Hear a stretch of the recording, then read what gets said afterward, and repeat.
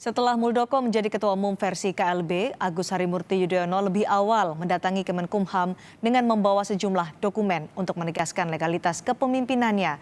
Akankah kubu Muldoko segera mendaftarkan hasil KLB? Kami akan berbincang hal ini bersama narasumber sudah bergabung melalui sambungan Zoom. Ada pengamat politik CSIS, J. Kristiadi, dan dosen komunikasi Universitas Indonesia, Ade Armando. Selamat sore Pak Kris, Bung Ade. Selamat sore, Mbak. Selamat sore, Apa kabar? Pak Kris. Baik, mudah-mudahan Pak Kris dan Bung Ade dalam keadaan sehat juga. Ini hari ini ada kubu dari AHY datang ke Kemenkumham untuk menyatakan ia adalah Ketua Umum Partai Demokrat yang legitimate, yang sah. Tapi kemudian juga ada versi KLB dari Sumatera Utara yang menunjuk Muldoko sebagai Ketua Umum. Ketika nanti akan diajukan, karena juga berencana untuk didaftarkan ke Kemenkumham, siapa yang paling berpeluang untuk disahkan oleh Kemenkumham menurut Anda, Pak Kristiadi? Begini, sebetulnya kita harus luruskan dulu ya, bahwa partai politik itu yang berdaulat adalah anggotanya. Tidak ada tuh partai legitimasinya itu negara, apalagi pemerintah, apalagi cuma Pemdam, tidak ada. Kita tidak punya otoritas. Yang ada adalah anggotanya. Dan anggota itu representasinya adalah Kongres. Ya, ini mesti kita jelas dulu. Jangan kemudian seakan-akan kita kembali ke zaman orde baru dulu. Kalau negara bisa mengesahkan bahkan semua organisasi masyarakat disahkan oleh negara, jangan sampai. Ini pakemnya dulu. Dan kedua, kenapa begitu? Karena demokrasi itu memerlukan partai politik. Tapi tanpa partai politik tidak ada demokrasi juga. Nah, jadi penting sekali. Makanya yang namanya daulat rakyat, anggota itu perlu sekali. Nah, oleh karena itu saya juga sama dengan teman-teman yang lain. Sebaiknya proses apa tuh yang terjadi KLB dan sebagainya, itu sebaiknya internal dulu, buat diselesaikan dulu. Buat dilakukan semacam refleksi. Kenapa ya? Kok orang-orang yang itu sama-sama satu barisan, kok bisa kemudian menjadi lain sekarang ini? Kok kemudian malah melakukan sesuatu yang mungkin dianggap tidak legal, tidak sesuai dengan konstitusi partai, dan lain sebagainya. Jadi oleh karena itu menurut saya penyelesaian internal itu sebetulnya sangat penting. Karena apa? Dengan penyelesaian internal mungkin bisa terjadi justru menjadi berkah bagi Demokrat. Untuk apa? Untuk melakukan pelembagaan partai. Sebab terus terang saja, sifat reformasi politik ini merupakan sifat yang sementara sekali sebetulnya. Karena dipikir mendadak, tergesa-gesa dan sebagainya. Sehingga partai-partai itu juga tidak sempat melembagakan diri. Misalnya soal partai, identitas partai. Identitas partai sekarang ini sangat lemah sekali. Orang bisa loncat dari satu partai ke partai yang lain. Nah, karena itu menurut saya penyelesaian internal itu harus kemudian juga dijadikan fokus. Dan jangan rakyat kemudian disesatkan seakan-akan kok partai ini cuma dikecilkan, hanya bisa disahkan oleh negara. Pak Kris. Negara itu isinya orang-orang partai semua, kok negara-negara ini sebetulnya. Itu kan kader semua. Kondisi ini kan semakin meruncing antara yang versi KLB dengan kepemimpinan AHY. Bahkan siap menyatakan akan dalam tanda kutip dalam perang untuk mempertahankan legitimasi kepemimpinan AHY di Partai Demokrat. Mungkinkah rekonsiliasi antara kubu Muldoko dan AHY ini terwujud? Loh, harus mungkin. Harus terwujud. Adakah peluang itu?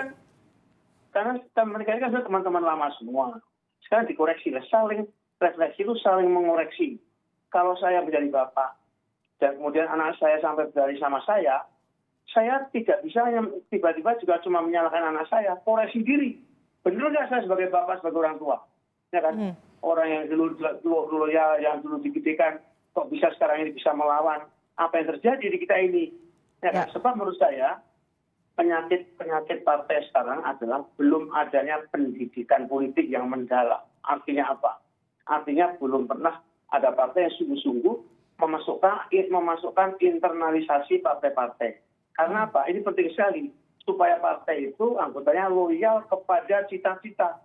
Loyal kepada perorangan. Saya tidak menyalahkan partai-partai yang sekarang ada tokoh-tokohnya. Karena partai itu hampir semua eksistensinya menjaga semua. Tapi yang penting bahwa tidak ada sekarang ini harus mulai momentum itu bisa dijadikan suatu cara bagaimana bisa dilakukan transformasi Oke. partai politik yang disandarannya itu cuma tokoh, sekarang itu menjadi lebih terbuka. Karena sekarang Baik. terang aja, kalau dari segi pelembagaan, Pak SBY itu lebih gede daripada Partai Demokrat sebetulnya. Karena keadaan situasi pada waktu itu ya. Ya. Tapi sekarang ini juga makanya tidak mungkin kemudian dari Pak SBY ditransformasi ke putranya, Oke. itu bukan apa-apa. Baik, Pak Karena Kris. Demokrat sudah kalah gede sama SBY itu. Ya, baik. Saya ke Bung Ade. Apakah akan ada rekonsiliasi di Partai Demokrat atau justru berujung pada pengadilan? Mas Kris ini kan orang baik ya Mas. Jadi dia harapannya adalah semua berjalan harmonis, damai. Saya sih berusaha lebih realistis saja mungkin Mas Kris. Kelihatannya sih memang harapan Mas Kris ini tidak akan terwujud kayaknya. Alasannya, Bung Ade? Karena ini udah semacam point of no return.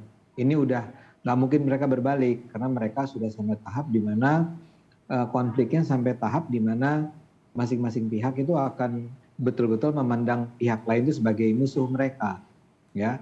Dan memang kalau kita kan sebenarnya di Indonesia ini bukan baru pertama kali ya terjadi pertarungan semacam ini, dan lazimnya biasanya memang diselesaikannya bukan dengan cara baik-baik, ya. Apakah lewat pengadilan, apakah lewat pihak ketiga dan seterusnya. Jadi kalau saya bayangkan saat ini kelihatannya sih rasanya pertama tentu saja langkah datang ke Kementerian Hukum ini adalah dalam rangka meminta kepastian dari pemerintah ya. Pemerintah akan berpihak pada siapa. Itu simbolnya, message-nya kan itu. Karena pemerintah ini berada di posisi mana sih ya? Dengan segala macam bukti yang ada. Dan kedua, memang tentu saja akhirnya ke pengadilan kalau itu tidak selesai di pemerintah. Jadi ini kita akan melihat pertarungan panjang ya. Yang memang akan makan korban, akan pokoknya menegangkan lah saat ini. Kalau menurut Bung Ade, mana yang paling berpeluang disahkan oleh Kemenkumham? Aduh, saya bukan ahlinya ya. Saya sendiri mendengar berbagai penjelasan dari Pak Yusril, misalnya dari berbagai pihak. Bukan kapasitas saya untuk menyimpulkan apa-apa. Artinya? Mbak, saya boleh? Ya silakan, Pak Kris. Boleh koreksi sebentar? Silakan. Pak Mas Adi, saya bukan orang baik, orang biasa aja malah banyak dosa. Oke. Kalau saya lihat dari perspektif dari sisi lain ya, misalnya Pak Muldoko. Kalau Pak Muldoko itu betul-betul ada niat suci untuk memperjuangkan cita-cita melalui partai, ya tentu itu tidak mustahil juga ya. Jadi kalau dari sisi Pak Muldoko dia betul-betul mempunyai niat baik dan niat baiknya itu juga sudah diketahui publik, ya dia seperti waktu saya ingat waktu tadi point of no return itu waktu Julius Caesar mau menyerbu suatu wilayah yang melawan Roma, dia bilang Daju sudah saya lempar, tidak bisa lagi balik. Alias dia KS, dia bilang itu Daju sudah dilempar, mati terus, kira-kira begitu niatnya. Tetapi kalau itu betul-betul juga niat itu disertai juga dengan agenda gimana sih sebaiknya sistem kepartian dalam konteks negara kita yang besar dan mau demokrasi ini. Pak Kris. Pak Kris, karena mengingat Muldoko adalah bukan kader Partai Demokrat, itu disampaikan oleh AHY dan juga SBY. Juga orang-orang yang menginisiasi KLB di Sumatera Utara adalah orang-orang yang sudah dipecat dan tidak punya suara di Partai Demokrat. Mungkinkah rekonsiliasi itu terjadi dengan alasan-alasan tadi? Mereka tidak dianggap sebagai anggota Partai Demokrat. Kalau partai itu Mbak, kalau partai itu partai terbuka, saya masih ingat kok, bahkan zaman konvensi Demokrat, konvensi Golkar, itu orang milih partai, milih presiden itu tidak dari partainya. Bang Akbar Tanjung kalah sama Pak Wiranto, itu lawan politik, ya kan, dan lain-lain sebagainya. Jadi partai terbuka sebetulnya tidak cuma kemudian mengandalkan kadernya, apalagi saya katakan kalau pendidikan kaderisasi juga tidak begitu seperti saya gambarkan. Ada militansi loyal kepada cita-cita, ya kan? Tidak cuma dicekoi optimisme yang akhirnya mau bisa menjadi pesimis dan putus asa, tapi loyal dengan harapan bahwa cita-cita ini tidak akan runtuh. Nah itu baru kemudian juga mungkin bisa mengandalkan. Tapi kalau tidak, kenapa tidak cari yang lain?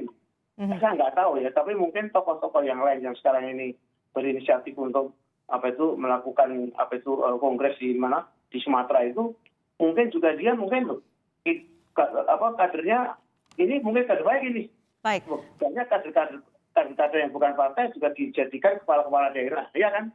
Bisa begitu. Jadi ini sebetulnya bukan sesuatu yang yang melanggar kebiasaan, apalagi identitas partai daripada anggota-anggota partai sangat lemah sekali. Ya, meskipun kalau jadi bermutasi itu bisa mengalahkan COVID, mutasinya itu cepat sekali, bisa. Oke.